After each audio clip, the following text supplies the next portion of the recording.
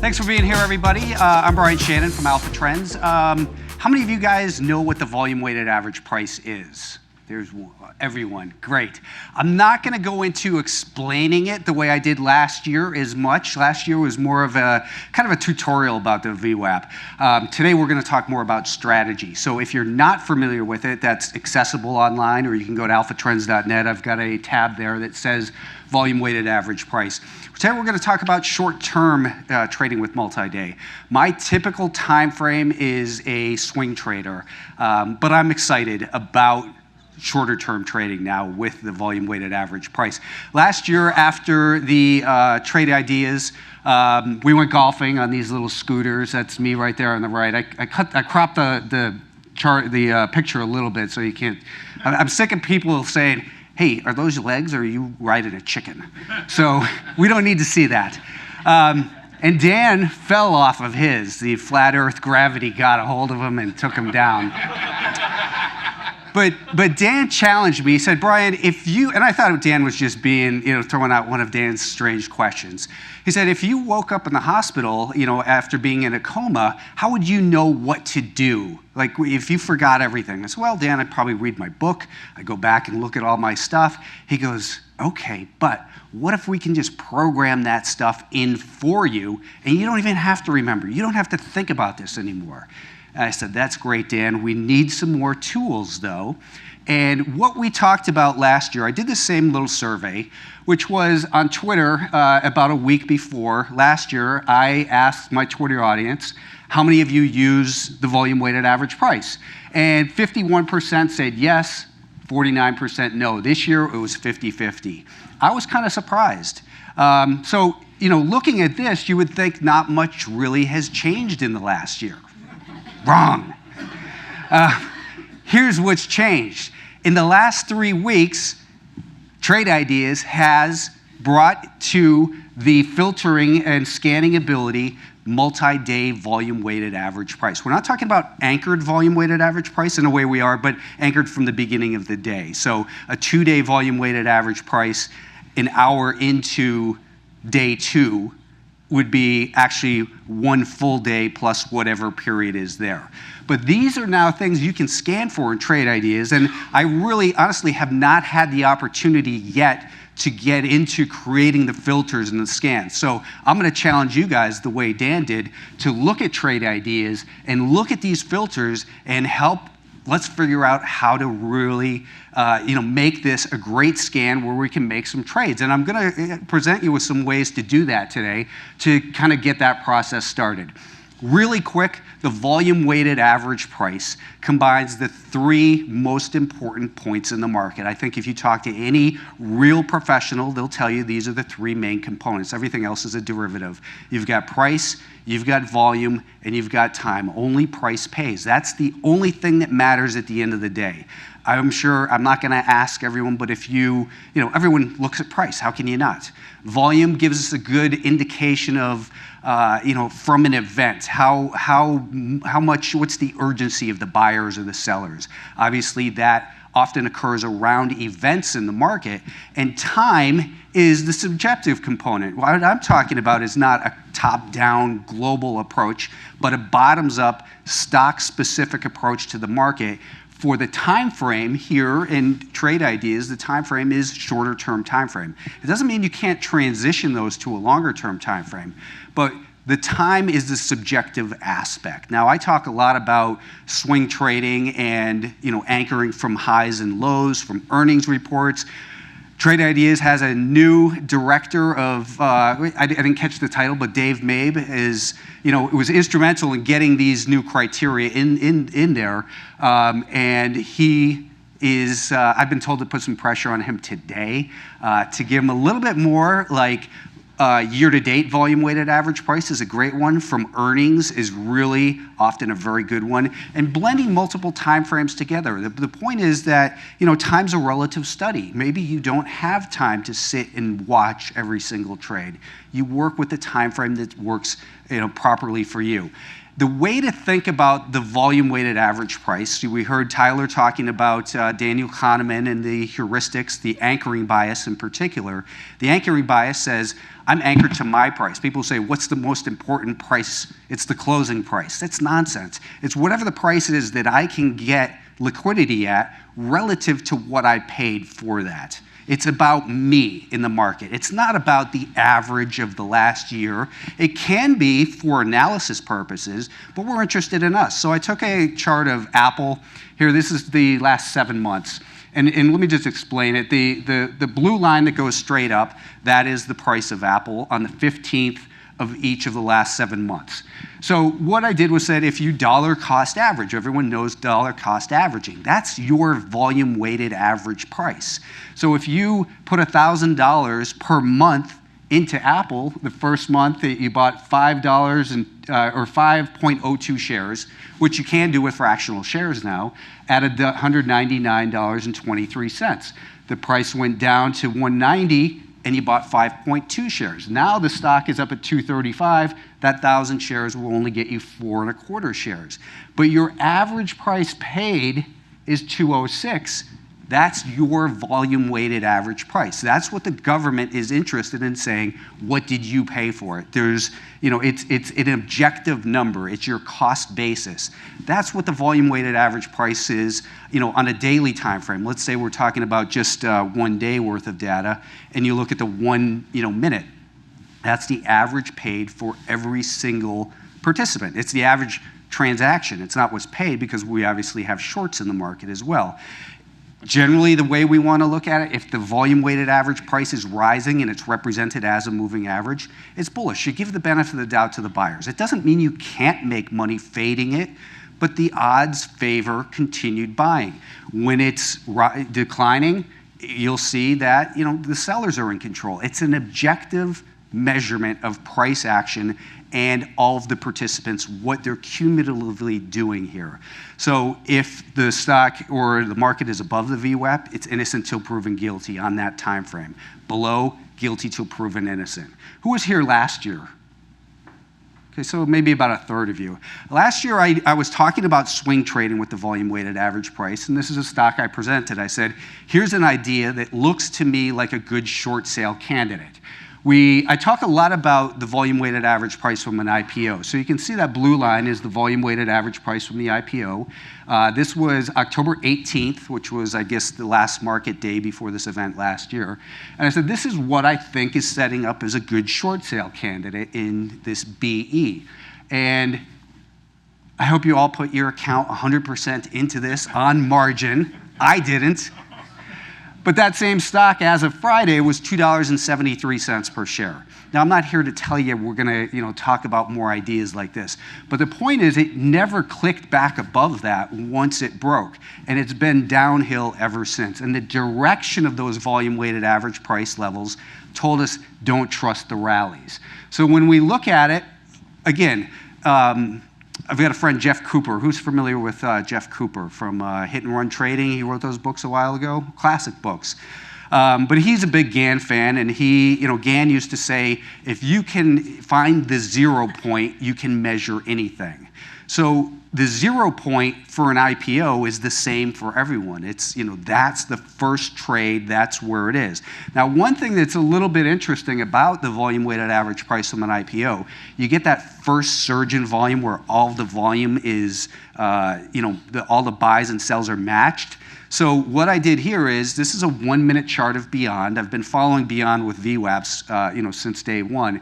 And right away, you'll see that so the purple line is the volume-weighted average price, including all that volume. The second minute, I put a volume-weighted average price on, because that's when the actual, real trades kind of occurred, not just the matching, the buys and sells on the open. And you can see how it acted as a perfect place. Now, if you're waiting for the stock to pull back to the volume-weighted average price from the first minute, so what I'm saying is there's little nuances here. As your time frame gets a little bit longer term, it's not as is relevant, because here these are 5 minute candles after 3 days, and you can see that that sharp pullback on the third day, the open down there, well, it opened right at that volume weighted average price from the IPO. What I should have done here, I didn't do back then, is to put then a new volume weighted average price on that circle, because it would have been a great place to show you where to enter. And just keep that in mind, because we've got some slides coming up about that type of setup. Here it is. Now we're switching, I think, so this is a 5-minute chart as well, but now we've got a week and a half. So that, is there a laser pointer on here? Where is it? Laser. I don't see that button. Is that? Oh, so right here, yeah. So I put another one on that, and look how, once you test a real, the first VWAP, and there was a reactionary move. Why is that event important? Because there was a volume surge. There was a big gap lower, but the buyers came in, defended it, and then it lost it right here, and the stock came back down. So this right here is this area, and that's where it first failed. Then we go and look at what happened subsequently. Well, this is a daily chart. And if you've been looking at my videos, I do a free video each Friday. I've been talking about short VWAP beyond right here from 144.25. And the crazy thing is that it just goes down every single day, and all you have to do is lower your stops. It's at 98 or so now. But when it definitively broke, and what we'll see a lot of times is you see crossing back and forth. And then when it definitively breaks, and then you can measure from this peak or that peak, now you can use it as risk management as well. Now, this was an opportunity to be short in here, and then it gapped up on that news that McDonald's was testing them out in some of their stores. Well, it quickly faded, and once that faded, then it's been lights out for the stock since. SDC, Smile Direct Club, that's another IPO. I think they call this the worst one of this year, Smile Direct. And that's a true story. It's the worst performing IPO this year. It came public. It broke below that VWAP day one. Day two, we put a VWAP on it, and it rallied up to the second day VWAP. So a lot of times you'll see, when it gets above this second day VWAP, it'll go up to the next day's volume weighted average price. So when I look at my charts, I put multiple on there. I always have a week to date. I always have a month to date, and there's reasons for that. It's the way that people, institutions buy and sell stock. They have a trade committee. Think about the biggest pensions. They have a trade committee that says this next quarter we're going to buy $50 million worth of Microsoft. Let's try to buy it at VWAP or better. So you'll see it acts as these invisible levels of support and resistance. Bitcoin. Now this I didn't update, but Bitcoin, I've been talking about this one on Twitter saying, look, the more times it's tested, the more likely it is to fail. And then it failed right there, and failed pretty hard. It went down, I think it went to 6,800 or so. And then yesterday or the day before, it shot right back up through there and up through 9,000. But the point is, look at how well it holds from an event. So we have this blue line, which was that, that big breakout in February, and the buyers were defending it. So, I saw a tweet yesterday, someone say, hey, technical analyst, you got hosed on that move. Because I was saying, hey, it's bearish below this level. But what happened? We rocketed right back up through there, and then I put out a tweet yesterday and said, look, it looks like a failed breakdown. How, what's embarrassing about that? What's embarrassing about stepping aside as it breaks back down and getting back in? It's from failed moves come fast moves. It's psychology of the market. What happens when it breaks down? Well, you have people liquidate, right? You have shorts get involved. It's not easy to short Bitcoin, but it can be done. And then as it comes back in, the buyers, really push it because they know, hey, we've gotten rid of the supply. Anyone who wants out of it is out, so it's going to go up higher. We've got shorts. They're going to chase it. So from those failed moves, we often see fast moves, and I think that Bitcoin is this is going to end up being a very important pullback low for Bitcoin, probably for the next 6 to 9 months. I think it's going to be that important in Bitcoin. So again, rising volume weighted average price, regardless of the time frame. Look at it as the buyers are in control from whatever that time frame is. But then ask yourself, is that time frame relevant to what you're doing? Does it matter if it's above the 3-year volume weighted average price when I'm in it for, maybe a day trade, maybe a swing trade? Probably not. But we, just the same, a 200-day moving average. We want to be aware of, where it is in relation to that. What's the direction? So a flat volume weighted average price we're going to look at, it's going back and forth, crossing above and below. You can look at it and say, well, Brian, it's useless there. It's not useless. It's telling you there's indecision in the market on this time frame. Stay away. Let it settle out. Let the buyers or sellers gain control. Find the low risk entry point and manage risk. That's our job as traders, regardless of the time frame. So now we're going to get into looking at multi-day volume weighted average price levels, similar to what you can now scan for in trade ideas. So here is, I forgot whatever it is, but here the stock started on a gap and it held that volume weighted average price all day. A lot of times when you see a market or a stock gap up, it takes a lot of people off guard. And then often midday, it'll break below that volume weighted average price, trap shorts in. They're like, oh, it's up too much. And then later in the day, they all get squeezed and it closes near the high. On the downtrend, again, guilty till proven innocent. You will see oftentimes, not as clean as this, but in those general areas, you will see the sellers do come back in and push this market down because they have big sell orders. They don't want to sell it down here well below volume weighted average price and give their client a bad fill, but when it gets back up there, they start getting aggressive again because they have an order to fill by the end of the day. Here's so this is Netflix, so here's just a little bit longer term as well. This isn't something you can scan for, but the big event here and for the market was the December low of last year. That was a big volume event. And then it held, crossed back and forth, and then dropped below. This past week or week and a half, we saw the earnings report. It gapped up. People got excited, but it's still in a downtrend. It's still money flowing out of this, so they're going to get sold into. The same concepts work on every time frame. In 2008, I wrote an article called "Chase the Gap or Wait for VWAP," and that's really where I first started using the volume weighted average price on an intraday basis. And the whole point was, here's a multi-day. Here we have a 2-day volume weighted average price because this is the second day right here. So that line, which had been 1 day, turns to a 2-day VWAP right there. Then this shows, it opened on that gap up, it pulled back, the VWAP flattened out, and it started rallying. So that's what I mean is, don't buy that initial gap up. Wait for it to flatten out, buy here, stop below that low, and now we're going to look at some examples from using multiple time frames. Here's a 1 and 2 day VWAP. Now this is something I believe that you can pretty easily scan for. You see a stock that was up the prior day, and it held above its volume weighted average price for the most part, but it dipped below a little bit, and often that will happen. The direction of that VWAP is still rising though, so don't trust those. Don't look at them as, hey, it's below the VWAP, I need to get short. And it finished near the high of the day. The next day, it opened pretty much right on what was that 2-day volume weighted average price.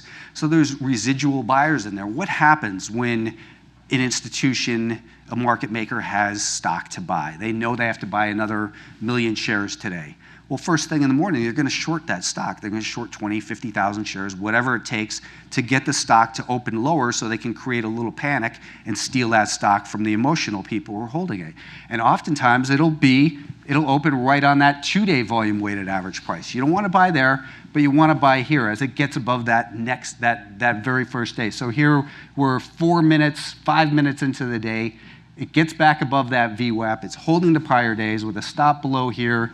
It can be a money trade. Here's another one that was, so this is Yahoo Finance. I put this on here because they also have anchored volume weighted average price levels. There's a number of platforms that allow it, and I've got 10 minutes left, so that's good. Anyway, same exact setup. It opens at the prior day's VWAP and then gets back above the daily volume weighted average price. Here's another one, multi-day, same exact thing. We had a big trend day. These are 1-minute candles. It closed, with a little bit of weakness, opened down at 15 1/4 and immediately ramped up above that volume weighted average price. And here you're risking maybe 15, 20 cents. Okay? Now, you can't find all of these ideas manually. And I've been, looking for a way to do it. Because you can set so many alerts, you can only see so many things. And the trade ideas is now going to be able to say, you can put a filter on there, say, show me when it makes a 10-minute high, or whatever it is that's your confirmation. As I always say about any moving average, any prior level of support or resistance, it's a level of interest. It doesn't mean you buy it just because it's a 2-day VWAP. It's a reason to look closer. We don't know it. We only know support and resistance after the fact. It's really one of my biggest technical analysis peeves. People say, hey, the market's at resistance. It's not at resistance. You can tell me that after it fails here in a week, but you don't know if it's going to go up through it. It's at a level of interest where it might fail because it had been a prior important area. So be aware of that. Tighten your stops. Plan your trade in here. So do you see how these scans can be useful? These are, what percent above or below the 1, 2, 3, 4, 5-day volume weighted average price level. These are brand new. I don't know if anyone's using these yet. Is anyone using these yet? Have you seen them on there? The one gentleman in the back? These are going to be great. I'm really thinking this is going to change a lot of people's trading for the better. Here's one, a stock that just kept going 3 days in a row. It gapped up and right here, got back above the volume weighted average price, risk to that. Next day, it gaps up, gets back above the volume weighted average price. This day, it gaps down, gets above the VWAP. So these are just, these little boxes here are each day, and it's just crazy how often it really works this well, in particular for a stock that trended the day before, whether that trend was higher or lower. Here we pull back to the 2-day volume weighted average price and then get above that day's volume weighted average price here, and it's off to the races. On a $2 stock, it can happen. It happened on Amazon the Friday. When Amazon got back above its volume weighted average price, it just kept going. It kept squeezing in there. Same thing on a downtrend. When the stock gaps up and you're looking to fade the trade, don't just short it. Wait for it to get below that volume weighted average price here. Wait for it to get below that volume weighted average price on the second day. Wait for it to get back below the volume weighted average price on the third day. And these trades are probably some of your highest probability trades you're going to find out there. Here again, $150 stock on the short side. Maybe that's the same one and I didn't realize it. I think it is. So I put the slide in there twice. So what have we learned? It doesn't matter what your time frame is. Now, everyone in here is generally, I'm going to lump into at least some short-term trading strategies if you're using trade ideas. It can work great for day trades, but you can also use that, of course, to say, if it works as a day trade, I'm going to transition it to a swing trade or whatever your time frame is. It's the quickest, easiest way to say from a specific period in time who's in control, buyers or sellers. To me, it's the ultimate sentiment indicator. People can talk about, Tom from Trade App, StockTwits was saying, how do we verify that these people are actually bullish? Do they have a position or not? Because anyone can say, hey, are you bullish or are you bearish? You raise your hand, but it doesn't mean anything. How convicted are you? What is the actual proof in the market? And the volume weighted average price will give you that and tell you, where they're in control. So I used this slide 2 years ago at the first Trade Ideas conference, and I'm going to use it again. No man is better than a machine, and no machine is better than a man with that machine. You can't just turn it over, I don't think. You still have to tweak it. And there's another market saying out there that I like that kind of goes hand in hand with that, and that is, you give a really good trader what seems like a crappy idea, he's going to find a way to make money with it. But if you give a crappy trader the best idea, they're still going to figure out a way to screw it up. So there's the human element, and that's the weakest part. So if we can marry man and machine, find these ideas, help put rules around it, have a clear understanding of market, cyclical nature of market, then we've got the opportunity to really take advantage. So these are ways to find me. That's the book that I have. I actually, if you're interested in a Alpha Trend subscription, I don't put it on sale often, but alphatrends.net/599 special. like to have you come aboard and look at some of this stuff with me. Who has any questions? Yeah. Do you calculate pre and post market VWAP? Question is, do I calculate pre and post market in VWAP? And that's an excellent question. I do when there is an overnight range. So for instance, if we have an earnings, if there's volume overnight. So if there's an earnings report, there's price memory from from the 4 o'clock close till 6:30 p.m. plus the next morning. There's a lot of energy built up in there. So I'll track them both. And in fact, is anyone going to the Traders Expo in a couple weeks in Las Vegas? Because I'm going to give a talk for the CME there, and part of what I'm going to talk about is that even if you're trading the E-minis and that's like all you do, you should be aware also of the volume weighted average price on the SPY. So if you're a day trader, so and this is part of what I'm putting together is slides of the SPY. It'll come down, halt at the SPY VWAP, but the ES VWAP is a little bit lower, and it'll bounce from there. And then people will be looking at the E-mini saying, why did it bounce there? But the point is, you look at them both when they're, in particular, when there's an overnight range, whether it's in the E-minis or a stock or whatever, you want to be aware of both. Because sometimes you look at it and go, I think it's going to stop at this SPY VWAP, and it goes down, to a tick on the ES one. Other questions? I've got time for questions until they continue setting up here. So if you have questions, we'll take them. Nothing? Yeah, no. Oh, sorry. Yeah, Dan. Dave. So, it sounds like there's a science in figuring when your anchor point is. You've gone through several, and I think the chart was beyond.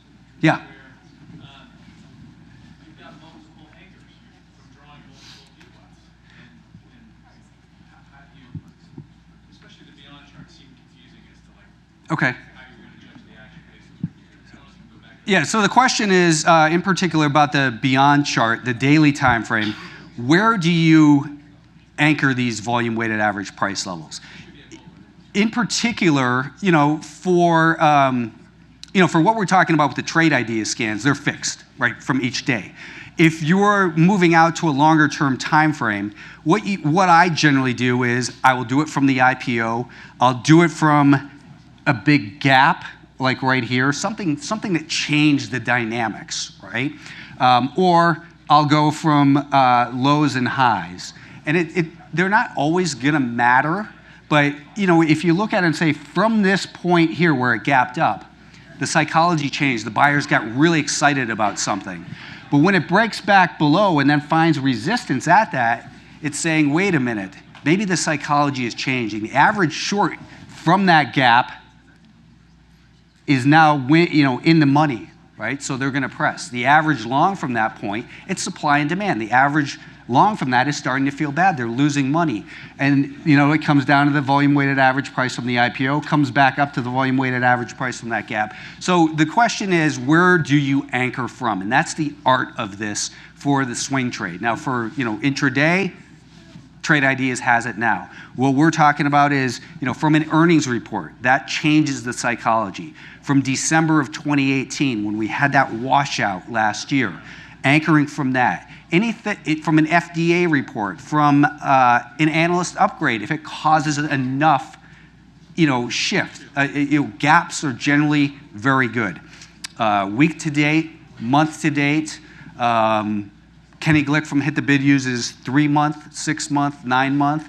I look at the year to date, and it's a matter of knowing, experimenting as well. It's the art of technical analysis, right? And it's also, so technical analysis is, the science of technical analysis. We have this tool available, and it measures supply and demand from any point in time. Now the art is, where do I anchor from? And oftentimes I would, and I'm surprised I didn't have one, I would put one right here, and then it kind of comes around like this, and then and then I can say, okay, from that test, now we've trapped another group of longs, and I'm pointing to this right here. From that, as it gets stuck below that, I say from the psychology from that event, the psychology from when it gapped up on that McDonald's news. People, and the more times support is tested, the more likely it is to fail, because the buyers are getting overwhelmed. It happened in Bitcoin But then Bitcoin reversed, so that's why we have stops. Trading is not perfect. There's nothing perfect about it. Not in my world, at least, trust me. Other questions? Yeah, last question. In my experience, I've heard of VWAP being used by large institutions to rebalance their portfolios. Right? But I don't know which time frame they're using. In your experience, have you seen footprints of rebalancing taking place? So the question is, he sort of the institutions use the volume-weighted average price to rebalance a portfolio, and that's kind of what I was.